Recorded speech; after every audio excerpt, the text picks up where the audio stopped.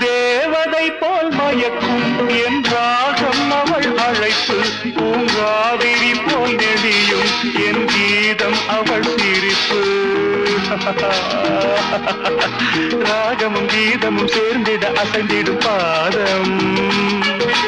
நாணமும் மோகமும் கலந்திட மறைந்திடும் தாளம்